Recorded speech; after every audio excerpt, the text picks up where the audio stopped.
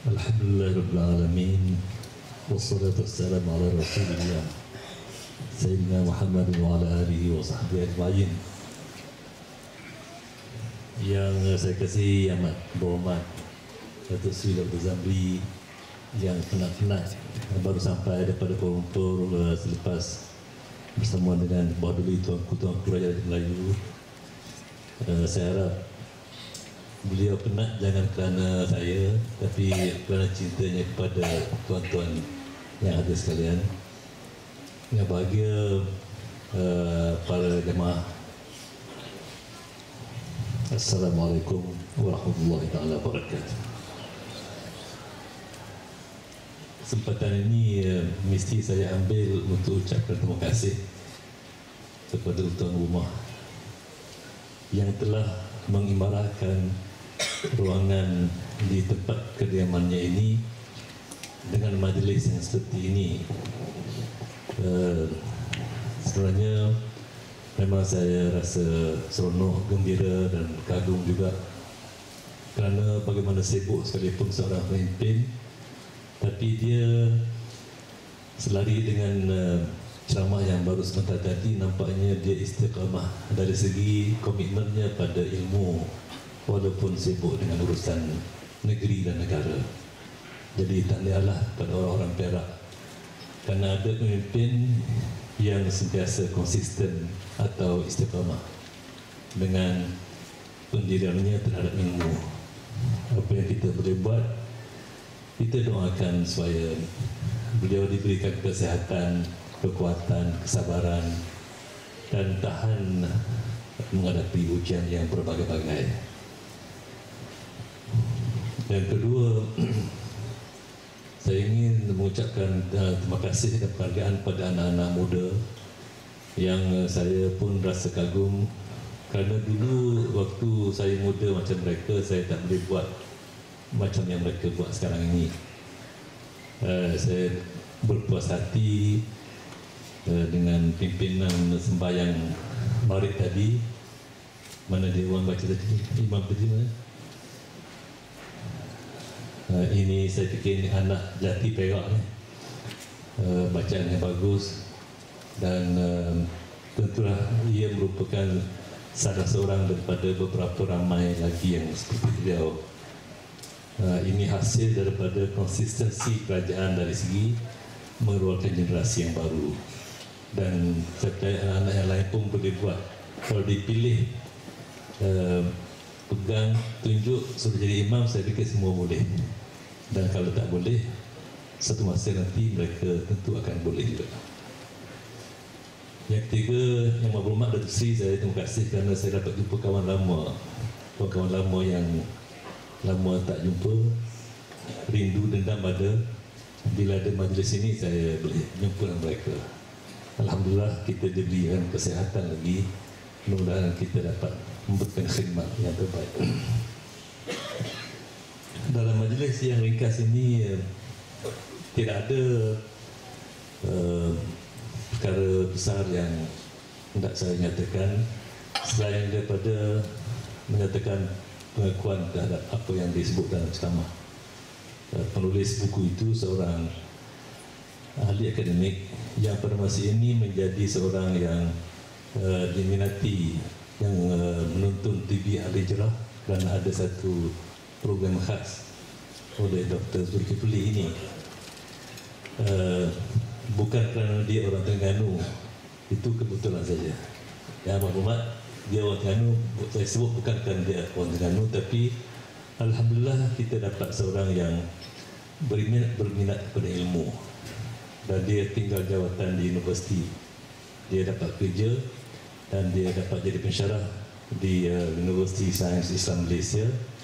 Selepas dapat PhD, tapi dia berhenti kerana dia nak tumpu pada penulisan.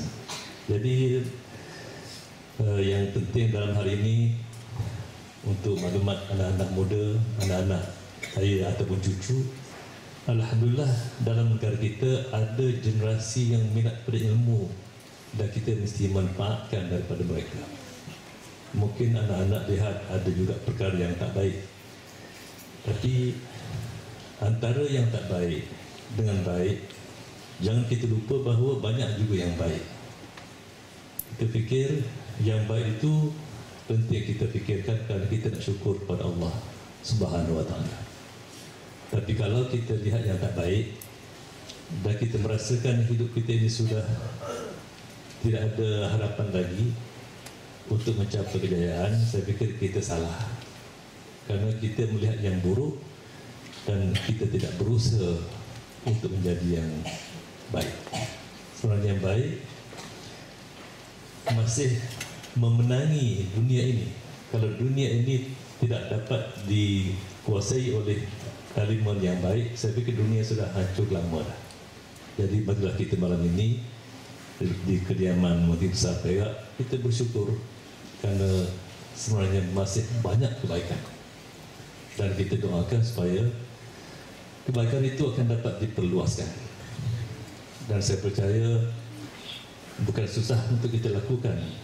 Lebih-lebih lagi saya nak ceritakan sedikit pengalaman saya bahawa orang-orang Islam dalam dunia ini suatu masa telah menghadapi krisis, terutamanya selepas wafat Muhammad sallallahu alaihi wasallam. Baginda wafat, anak-anak dah dengar cerita kerana Nabi sallallahu alaihi wasallam, Muhammad Nabi akhir, seperti biasa sampai masa dia wafat. Tapi risalah baginda tak selesai, tidak tamat. Walaupun baginda wafat, tapi risalah baginda terus berjalan. Dan pada masa itu bila dah Muhammad sallallahu alaihi wasallam wafat, ada juga orang berfikir bahawa sudah selesailah segala urusan yang wajib kita laksanakan. Kerana wafat dah berlaku, maka habislah Islam. Ada juga yang berpendapat yang sedemikian. Tapi pendapat itu diatasi oleh kebenaran bahawa risalah mesti terus. Ada perselisihan sedikit sebanyak, tapi yang benar tetap benar. Dan Muhammad sallallahu alaihi wasallam, walaupun tuan-tuan dah baca, tapi saya nak beritahu dalam kes ini baginda memang pakai cincin. Dia ada cincin dia. Ada cerita cincin sikit lah. Dan bila Muhammad sallallahu alaihi wasallam wafat, mengikut riwayat dalam sirah Muhammad sallallahu alaihi wasallam, cincin yang beliau itu telah berpindah ke tangan penggantinya. Penggantinya saya berdaya, anak-anak tahu, iaitu Sayyidina Abu Bakar, khalifah yang pertama. Jadi mengikut riwayat ini, cincin itu berpindah ke tangan Sayyidina Abu Bakar. Dan yang saya ceritakan ini bukan kuasa terletak pada cincin, tapi saya nak menceritakan risalah berterusan. Jangan nanti tuan-tuan pergi ke kedai permata cari cincin pasal nak cari hikmat. Saya ceritakan bahawa simbol perjuangan Muhammad sallallahu alaihi wasallam, tapi sekurang-kurangnya ada satu barang yang mungkin saya fikir menjadi satu sumber ilham. Bukan cincin itu ada kuasa, tapi mesti ada simbol yang boleh menggerakkan orang meneruskan risalah. Jadi anak-anak jangan cari cincin.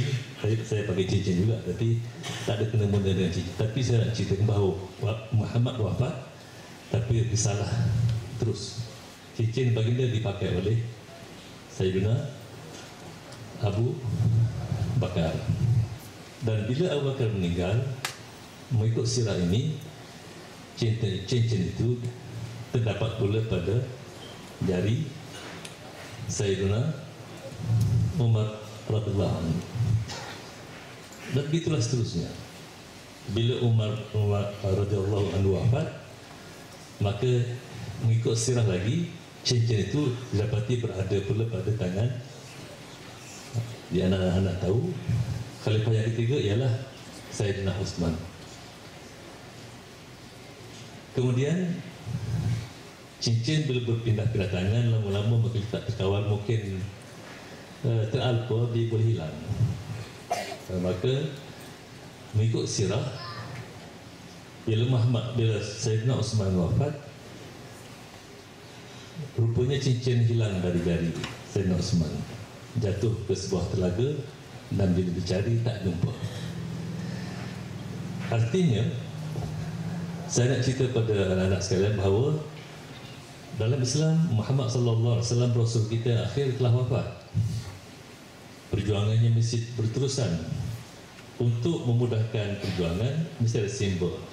Dan simbol ini jangan anggapkan bahawa kalau simbol itu ada maka kita boleh meneruskan salah. Tapi kalau simbol tak ada, kita tak payah laksanakan kerja. Tidak. Walaupun rasa di sebalik kehilangan cincin ini sebenarnya ini ujian kepada orang-orang Islam. Hilang cincin tapi salah mesti terus. Kerana yang tinggal selepas itu yang sudah jelas bukan hanya cincin, iaitu Quran ada. Krisis berlaku dan dalam agama kita alhamdulillah bila beberapa tahun Khalifah meninggal, Islam sebenarnya tak mati. Islam tak mati kerana apa yang Muhammad sallallahu alaihi wasallam tinggal itu sebenarnya ada kekuatan. Dan kita yang hidup di zaman yang akhir-akhir ini, setahun sekali sekurang-kurangnya kita mendengar dalam majlis-majlis sambutan maulud, kita dengar orang selawat. Dengan mudah saja saya nak beritahu kepada tuan-tuan, selawat itu pada masa akhir-akhir ini ada kedengaran yang mengatakan bahawa tak payahlah selawat kerana ini adalah rekaan. Mereka kata ini rekaan. Ini rekaan oleh Nabi untuk puja diri sendiri.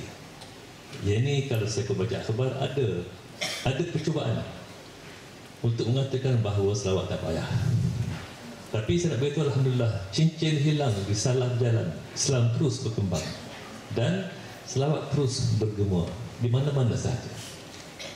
Kerana selawat itu bila tuan-tuan perhatikan ada 3 pihak yang berselawat. Pertama, Allah selawat kepada Muhammad sallallahu alaihi wasallam. Allah adalah pencipta, Muhammad makhluk. Bagaimana Allah berselawat kepada Muhammad?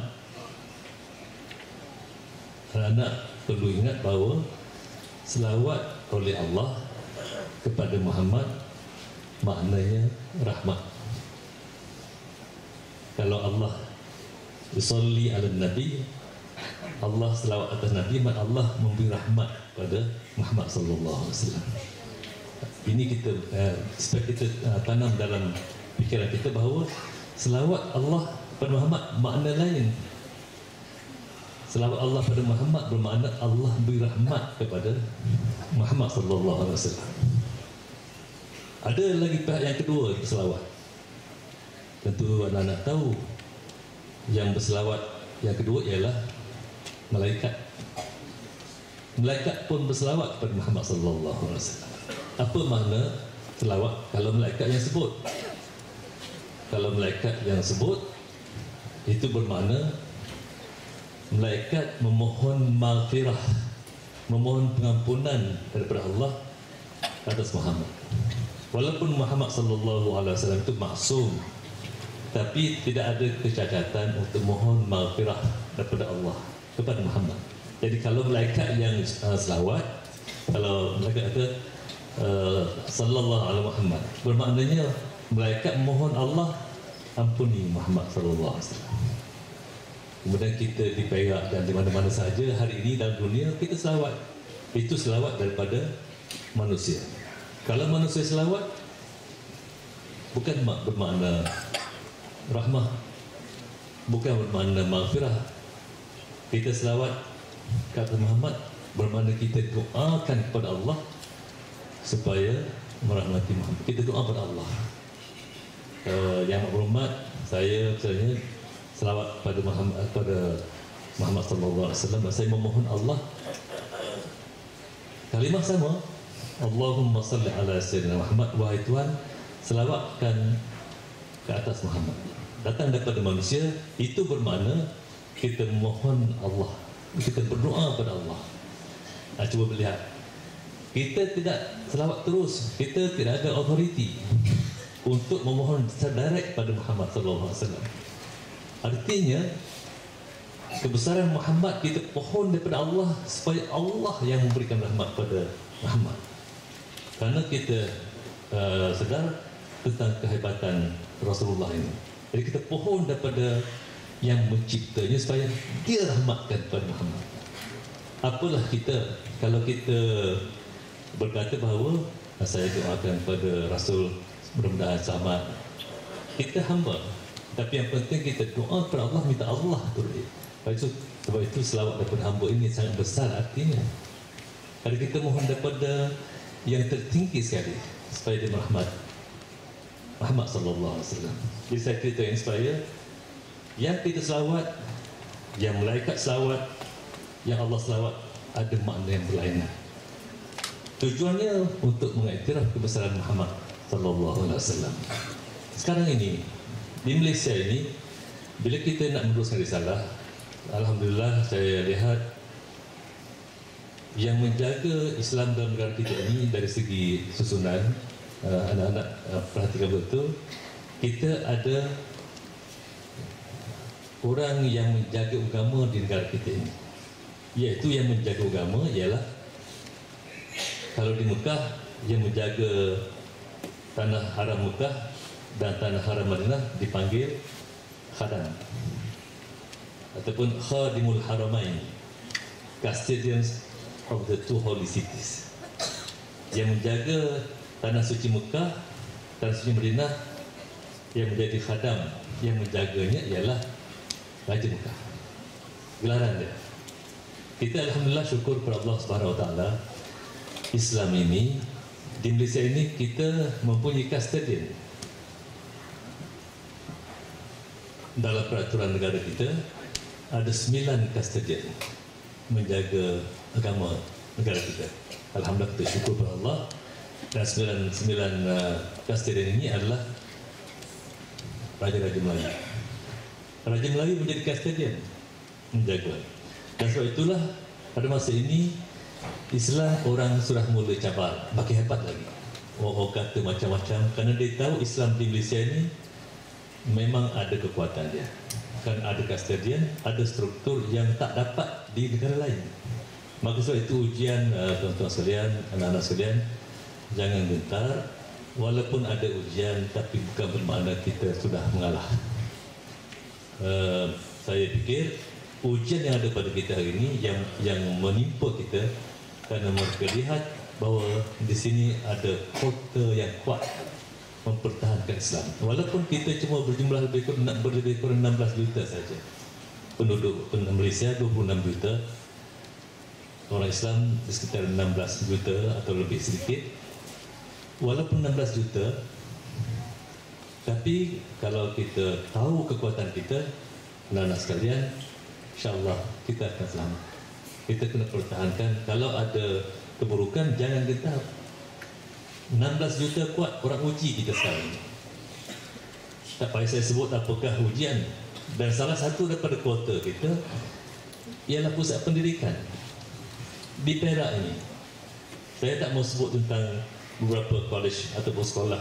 Ada Anderson, ada macam-macam lagi tapi pada masa yang sama di Kuala Kangsar ada sekolah Idrisiah. Itu benteng tu. Di Gunung Semangul ada sekolah di Gunung Semangul dan banyak lagi yang lain. Ini semuanya benteng. Dan hari ini sudah berkembang, ada sekolah menengah Izzuddin Shah, ada macam-macam lagi. Ini semuanya benteng-benteng, belum lagi termasuk pusat-pusat hafaz Quran. Yang saya fikir yang maklumat Datuk Seri Damri sangat juga saya beberapa kali mesyuarat dengan beliau, selalu disebut hal ini. Tentang pentingnya perhatian diberikan pada pusat pendidikan. Itu sebab kita sekarang ini diuji oleh bermacam-macam ujian. Kerana mereka tahu struktur kita di sini memang sukar untuk ditembusi. Saya tak sebut apa ujian itu, tapi kita terus membina, kita perlu terus membina kekuatan kita. Dan saya nak beritahu satu perkara yang ramai orang tak tahu. Bila saya sebut kustodian ataupun penjaga Islam dalam negara ini, keseluruhan raja-raja Melayu 9 orang, bukan sekarang ini saja, tapi sejak daripada tahun 1955 lagi, 2 tahun sebelum merdeka, mereka sudah bermuafakat menubuhkan sebuah kolej. Ini contoh sebuah kolej, bukan seorang raja, Perak, Selangor, Terengganu, mereka sepakat menubuhkan kolej Islam tahun 55. Kalau kita kaji, itu tanda komitmen raja-raja Melayu untuk mempertahankan Islam. Mungkin anak-anak tak tahu hal ini, tapi kepada yang dah siri yang sama dengan saya ni tahulah. Saya siri berapa saya nak sebut dah segan dah. Datuk Yang Berhormat sendiri itu bidang pendidikan, bagi beliau perkara yang biasa. Tapi sebenarnya tahun 55 sudah ada satu kolej hasil 9 raja. Itu sebab yang saya kata benteng sudah ada sejak daripada kemerdekaan lagi. Dan yang boleh saya sebut dalam majlis yang ringkas ini, kolej ini buat pertama kali semua pelajar, bukan saja daripada Sabah, Sarawak, itu tahun 55 daripada Singapura, tapi sebut saja Perlis, Terengganu, Kelantan, Perak Utara ke, Perak Selatan ke, semua ada, tak kira itu, tak ada, Perak satu je, Penang, Johor, Selangor, Melaka, buat pertama kali sebuah kolej ditubuh oleh raja-raja Melayu, dan pelajarnya terdiri daripada semua negeri. Cuba kita kaji balik, jarang ada sekolah yang dalam sekolah itu ada semua pelajar daripada negeri. Itu adalah produk raja. Raja menjadi kustodian Islam menerusi pendidikan.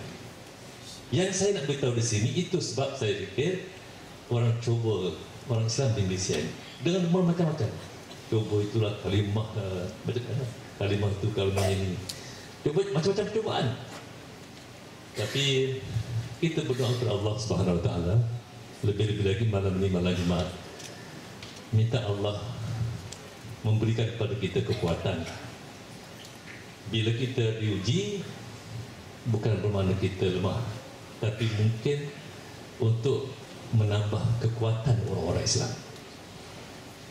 Saya menjadi lebih yakin bila mendengar anak-anak muda berbicara malam ini, pemimpin sembahyang, berdoa.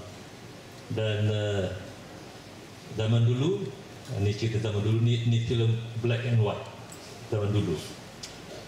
Masa itu Datuk Zamri pun, Datuk Zamri belum ada lagi.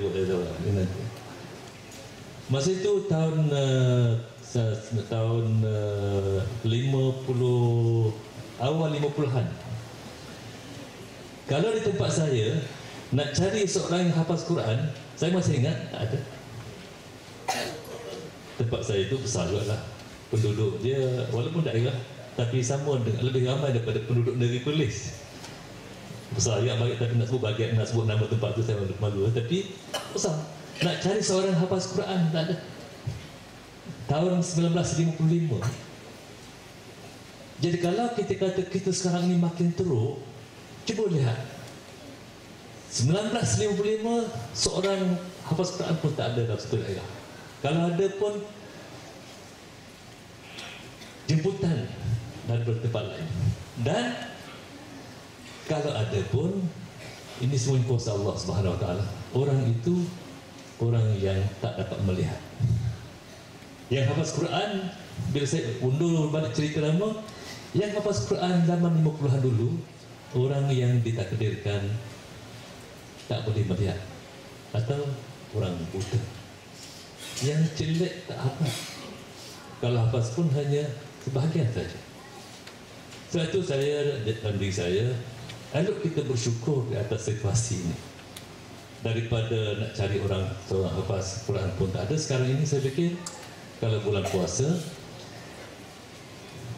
tak menjadi masalah. untuk mencari seorang imam yang menguasai tentang Quran ini. Dan banyak lagi perkara-perkara yang boleh kita kategorikan sebagai pencapaian hasil daripada adanya custodian Islam dalam negara kita ini. Islam ini sebenarnya makin berpotensi, pendidikan makin banyak, dan alhamdulillah Belia Tuanku Raja Nazrin pun ambil berat, iaitu Mangku Raja Perak, Sultan Perak. Dia ambil berat, dan saya tahu ni kerana dia selalu beritahu pada saya supaya jaga universiti yang berkaitan dengan Islam ni, jaga. Jadi sebab itu syukurlah kepada Allah Subhanahu Wa Taala, kita dalam negara kita ini kita ada kelebihan, tapi jangan bangga. Kita ada kekuatan dan kewajipan kita dalam memajukan Islam ini masih banyak. Dan Islam ini bukan hanya ritual saja. Islam ini sebenarnya banyak perkara yang perlu kita tangani dalam bidang perniagaan. Kerana pada masa dulu Islam sampai ke Malaysia ini sebenarnya menerusi bisnes. Kapal daripada Oman datang, kapal daripada Hadramaut, mereka adalah orang perniagaan. Sebab itu Islam berkembang dengan baik kerana mereka menggunakan psikologi yang hebat. Mereka tidak mempamerkan bahawa mereka orang dakwah, tapi mereka menerusi perniagaan, dan Islam memasuki hati, jantung hati orang sini dengan keelaan. Ada bisnes, menerusi bisnes Islam berkembang.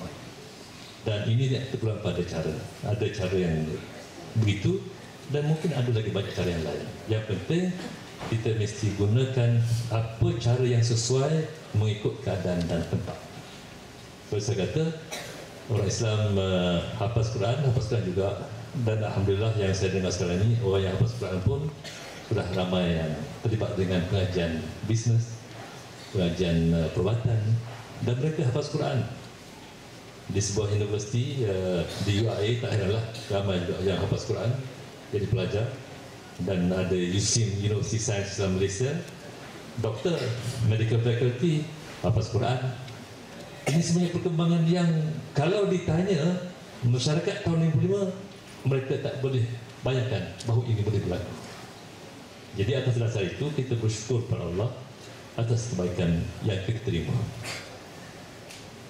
Saya tidak nak ambil masa lebih panjang, tapi saya cuma nak berkongsi sedikit saja pengalaman saya tadi dengan tuan-tuan, apa yang saya alami, apa yang saya lihat, dan kita meneruskan agenda kita membesarkan Muhammad sallallahu alaihi wasallam, kerana baginda lah yang telah menyampaikan risalah yang diminta oleh Allah untuk baginda sampai kepada kita. Kalau orang kata hadis itu tak dipakai, kerana pada masa ini tuan-tuan jangan lupa bahawa masih ada lagi gerakan mengatakan hadis misal hadis tak pakai Quran saja. Sebenarnya tak payah kita lemas dalam komik yang sedemikian, kerana Quran sendiri itu sebenarnya disampaikan oleh Muhammad. Jadi kalau ada orang berkata jangan percaya pada hadis, kita pegang pada Quran saja. Habis itu Quran itu siapa yang beritahu? Bukankah Quran itu datang Muhammad yang dapat wahyu pada Allah dan Muhammad yang sampaikan, iaitu diterima pula. Tapi yang bila Muhammad menjelaskan hal Quran, dia tak percaya pula. Jadi yang ini tuan-tuan dah dengar isu-isu ini, anak-anak jangan keliru kalau mendengar orang mengatakan bahawa hadis itu tak penting. Dengar boleh, ikut jangan. Kerana kita perlu konsisten. Pegangan kita dalam Islam ini bermula dengan Quran, hadis, ijma' dan qiyas. Itu semua orang tahu. Jadi untuk malam ini saya fikir itu saja yang saya sampaikan. Kalau sekiranya ada perkara yang kurang selesa didengar, saya minta maaf. Dan kepada pensyarah yang telah menguraikan hadis tadi, lu'lu' lil mu'minin, saya fikir perlu kita tangani dengan diberi tajuk konsisten. Dan yang konsisten sekarang ni di Perak ni ialah Menteri Besar nampak konsisten. Jadi dipilih tajuk yang pertama tu bukan nak tuju pada Menteri Besar, tapi hadis itu dalam buku ini yang pertama menceritakan tentang pentingnya konsisten, dan saya tanya kepada Datuk Dr. Zamri yang sudah konsisten, dan malam ini saya kerana beliau telah datang ke satu seminar yang kita buat bertampakpun dalam seminar hak-hak asasi baru-baru ini, jadi saya pada malam ini saya nak balaslah apa yang Datuk Seri dah sampaikan dalam tulis itu, walaupun dengan cara yang ringkas saja, tapi I appreciate on what we have done to us. Terima kasih banyak-banyak kepada Yang Berhormat dan terima kasih kepada tuan-tuan. Sekian, Assalamualaikum warahmatullahi wabarakatuh.